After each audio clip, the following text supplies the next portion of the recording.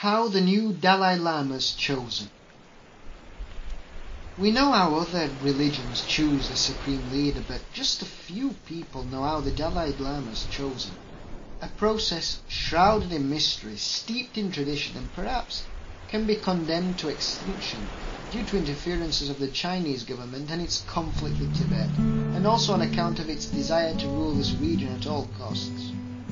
When the 13th Dalai Lama, Thupten Gyatso, passed away, the succession process was initiated, and the wheel of reincarnation began spinning like a merry-go-round to find the new Dalai Lama.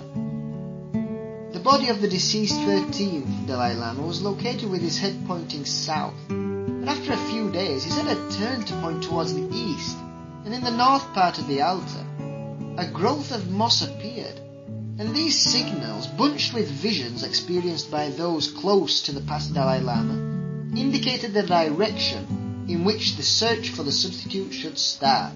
And so it was. Several emissaries went out searching, and after a long time looking, they found the young candidate in a little village in the northeast of Tibet.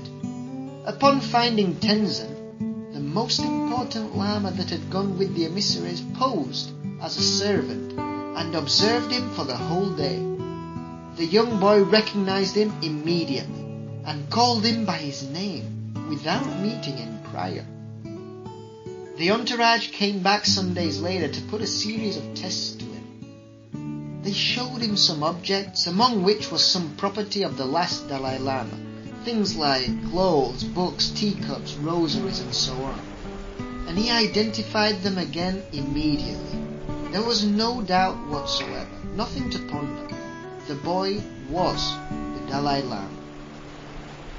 This all happened in 1937. He was ordained as a Buddhist monk and enthroned as the 14th Dalai Lama. Tibetans breathed in peace for years, but the calm wouldn't be permanent.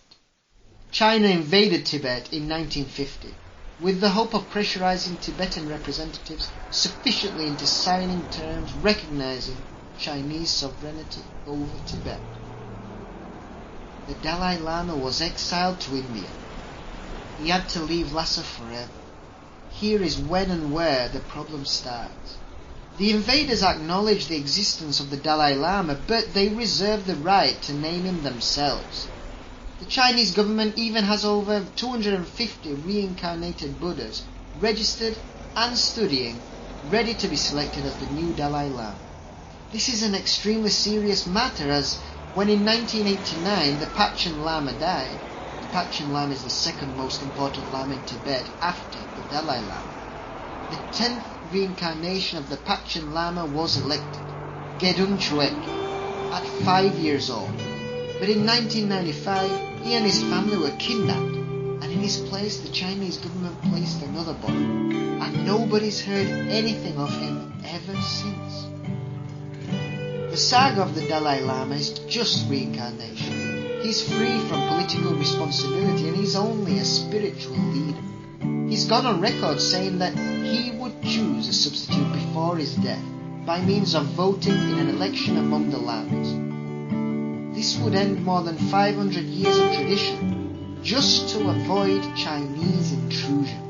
And this amazing process would never be seen again unless Tibetans are allowed to have complete freedom of choice. A famous quote from the Dalai Lama: "Once a year I go to some place that I've never been to before, because without doubt this is the best way to enrich our soul and continue learning from what we know and what we don't."